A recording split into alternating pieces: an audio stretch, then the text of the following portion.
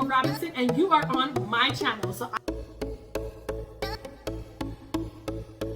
I'm a wife, a mom of 3, an entrepreneur of my very own in-home child care center, and I am a Christ-centered influencer. To subscribe to my channel, make sure that you are getting all the updates of when I'm putting out a new video, because I'm always giving you some good tea, all right?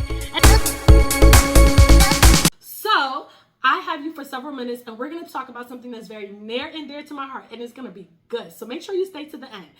The title of this is Gentle Wifing.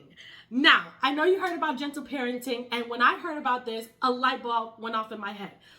We are so focused on being a gentle mom or a gentle dad, but mommy and daddy are not okay in the house. And if mommy and daddy are not okay in the home, then we are not setting great examples as parents to our children. And there's chaos in the home.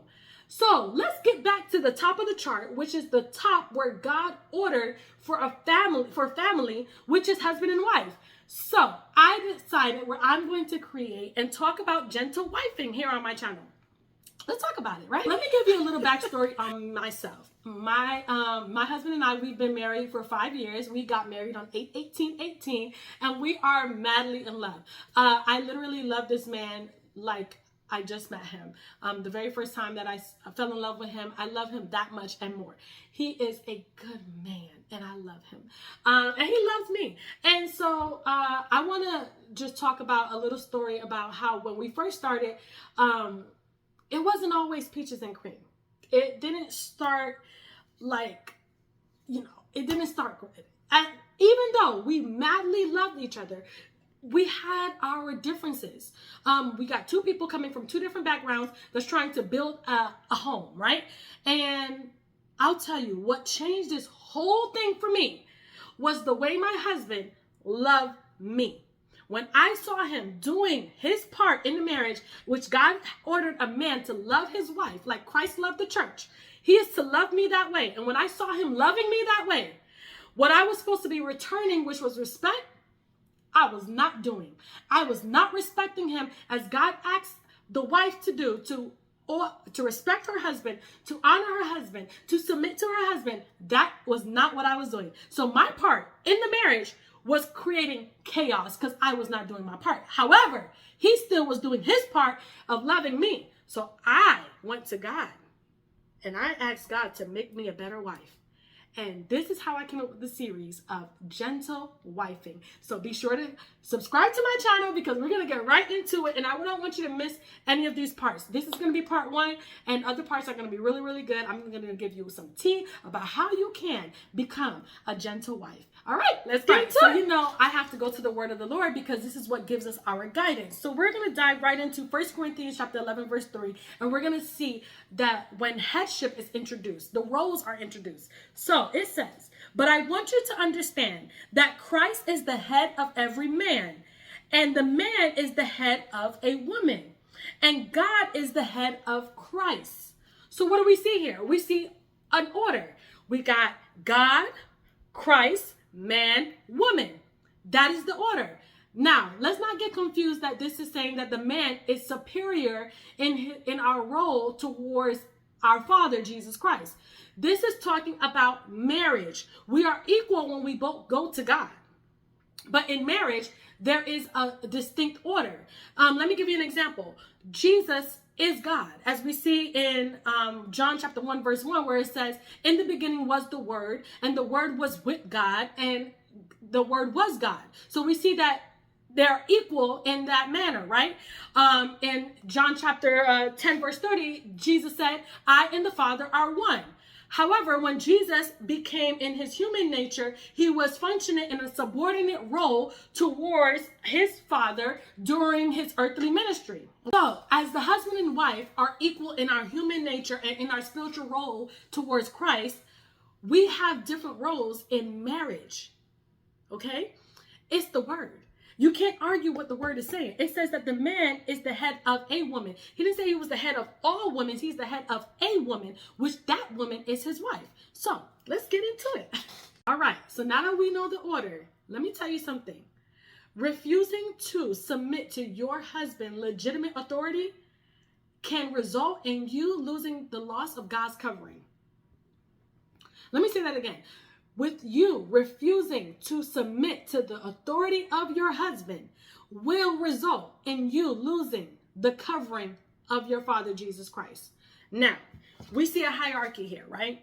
There is chaos in the home because no one wants to function in their legitimate role. Okay? We are designed to function in a divine order. That's how God placed it. That's how he wants it. That's how he made it. That's what we are to do. It's not up for discussion. It's not an argument. It is a command that God said we are to function in the design order. Now, God only operates in order, which means if you are not in the order that God has created, then you've lost the covering. God ain't even in your home. I want to go as far as saying that God is not even in your house. He cannot function in chaos. God functions in order. So, what do we have here? If the man is not doing his part, because that's another thing, men, if the wife is not to submit to her husband, this is not a fixed or absolute demand if the husband is not doing his part. If he's beating on you, or if he's asking you to do something that is a sinful nature, and he's not operating in what he is to be doing according to the word of the Lord, then you as the wife do not have to submit to that. The Bible says that if the man is not functioning in his order and doing to his wife as he's supposed to, if he's cursing at her, like I said, if he's hitting her, or if he's asking her to do something that is sinful nature, then God said to the husband, don't even pray. In 1 Peter chapter 3, verse 7, it said, your prayers are hindered. The husband's prayers are hindered if he's not doing his part. And now to the woman, do you know that every Christian is assigned an angel? And that angel almost acts as a post office person for you, where your prayers, he's taking them to God directly for you. It says this in Hebrews chapter 1, verse 14. Let's read it. Hebrews chapter 1, verse 14. Actually, I want you to read it. But it says that we are assigned an angel. And what happens is if you are not functioning in your design order as a wife, you lose this angel. I mean, what is it to not have that connection with God in your prayers? Husbands, if you're not doing your part, God ain't hearing from you. So, again, I say, God cannot function in chaos. It is absolutely critical that we function in the order that God has ordained, right? Under the divine order, we are protected and covered by the word, who is Jesus Christ. Now, you as a wife, you might say, but I'm more educated. I'm the one with the degree. I'm a little more smarter. I know how to organize and do things, and I know how to do this, and I know how to do that. It is better for me to rule the home. It's better for me to direct the home. Stop it. Stop. Okay? Here's the thing. You can be the big truck you have the biggest degree, the biggest this, the biggest that. However, when you're on the road and you are carrying all this cargo and there's a little car coming, you still have to yield to the little car. Regardless of your load that you're carrying, you still have to yield, okay, to the car going first. The little car has to go first, right? So what I'm basically saying is we as wives, we are to yield to our husbands. I'll give you an example. My daughter's birthday, her first birthday party, I wanted it to be huge. I wanted it to be amazing. I wanted to have a whole playground, a whole park playground rented out, get tons of bouncy houses, cotton candy machines, popcorn machines. I mean, I wanted it to be huge. I wanted to have like a little picnic set up, just so many things for my daughter's birthday party. And it was literally draining me planning it. Okay. A lot of things wasn't going as planned. So I went to my husband and I asked him, what should we do? He said, honey, let's just do it in the backyard. we can put the bounce house here. We can do the stuff inside the home. We can have a charcuterie board. You can do whatever you want. And I'm like, I said, okay, honey, I said, you see it? He saw it. He visioned it. He could see it happening. And I went with it. We did the birthday party at our home. And when I tell you, it was the best birthday party ever. I cried. She enjoyed herself. It was amazing. And I even have pictures of it on my Instagram in my highlights. But I'm telling you. So this is just an example of how I've learned to trust my husband and yield to what he is saying. Why? Because although my idea was like all the way extravagant and it would have been, oh my God, it would have been huge. God blessed what we did in our home for her birthday simply because of my honor and respect towards my husband and his idea, instead of saying, canceling his idea. God blessed the idea because I followed the order of respecting my husband. Understand that there will be disagreements in your marriage. However, God placed the husband in a position to be honored and respected. Let me say that again. God placed the husband to be honored and respected. A kingdom woman respects her husband. That's what we are to do. You married him for a reason now, okay? You obviously love something about him. You love him.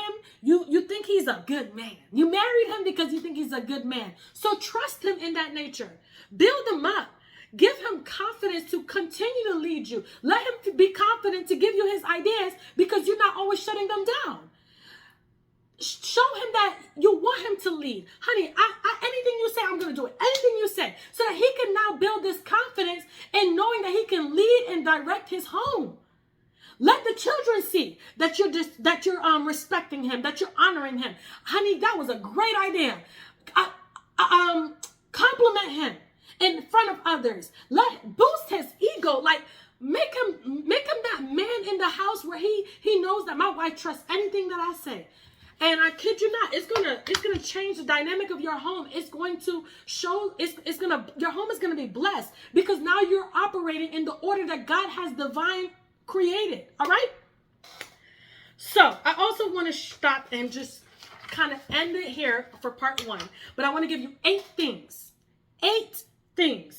that we can do, leaving this video, in your home to show your husband that you respect him and that you want him to lead and direct you. Okay. So number 1, the first thing that we can start to do to our husbands is stop what you're doing and just look at him when he's talking.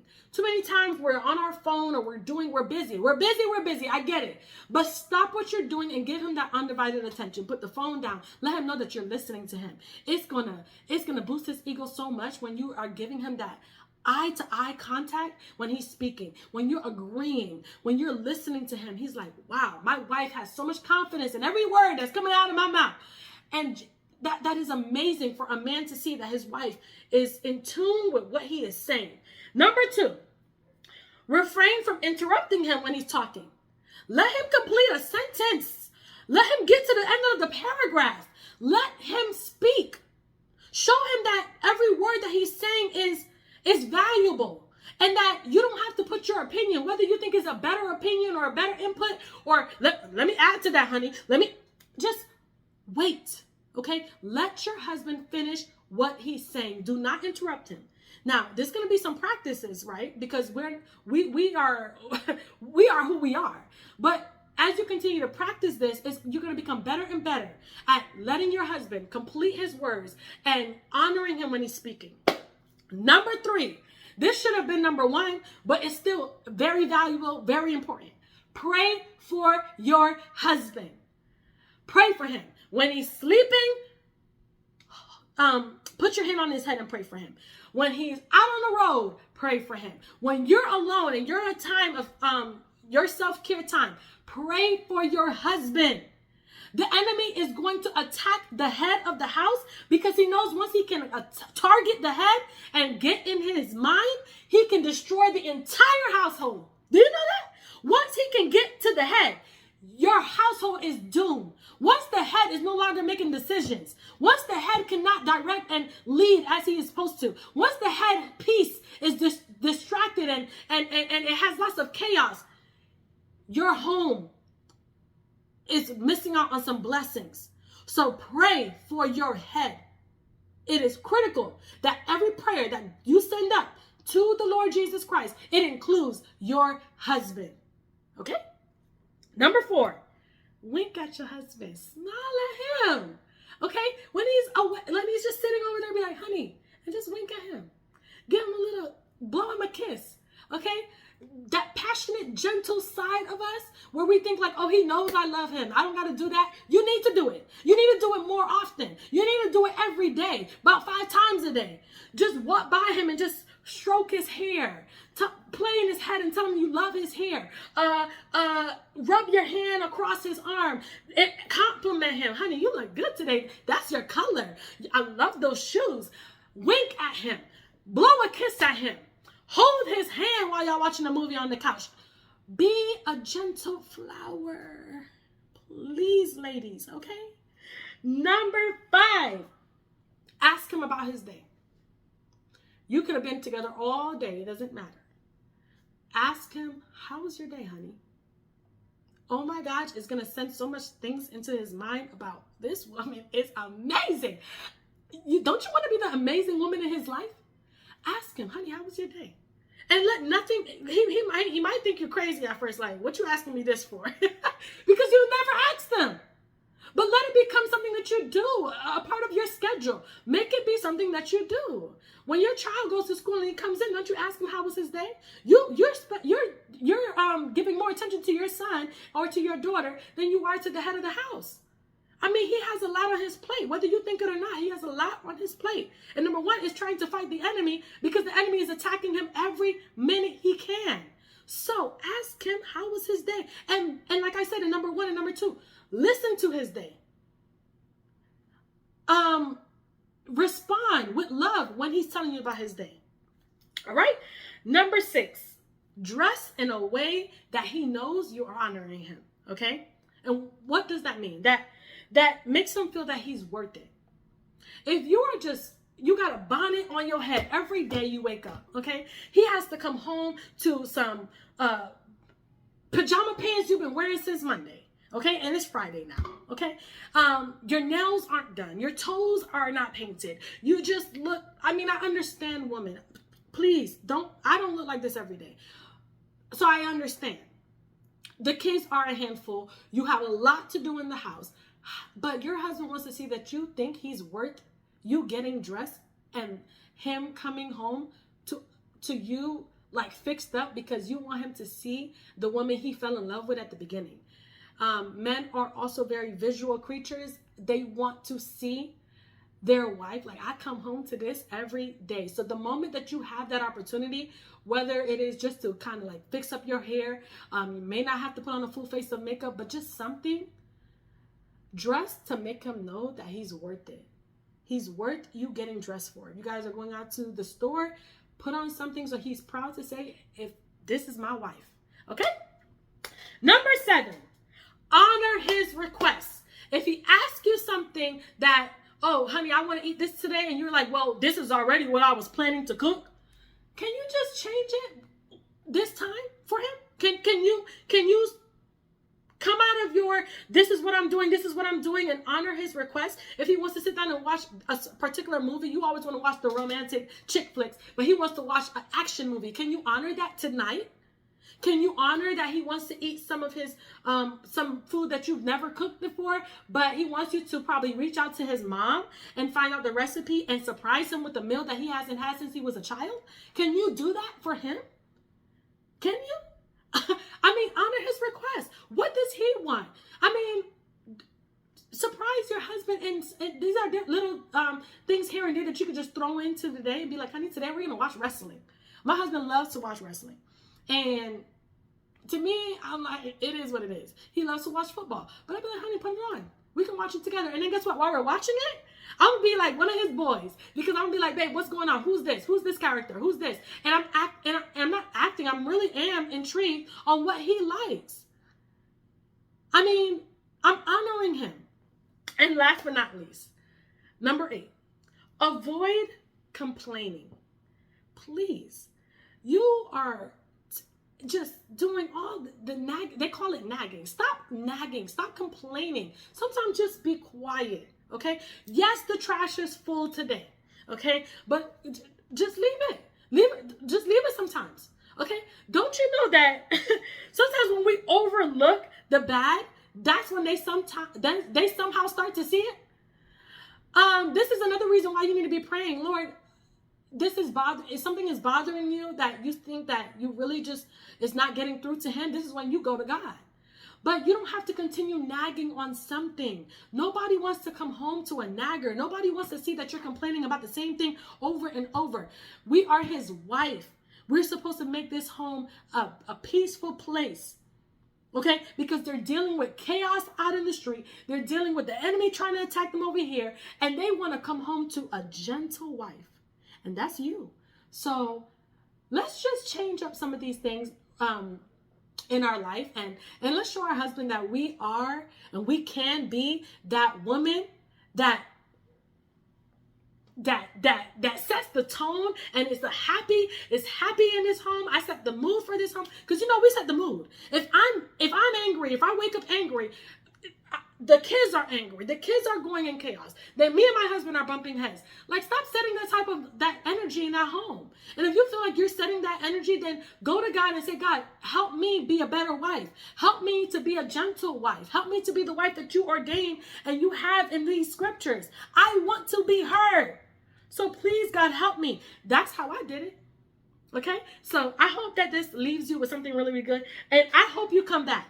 I hope you are subscribed to my channel, because if you're not, you're going to be missing out, because I'm going to be doing part 2. And part 2 is going to talk about some really good things of how we can become a better, gentle wife. If this blessed you, comment, like it, subscribe. I love you guys. Have a beautiful day.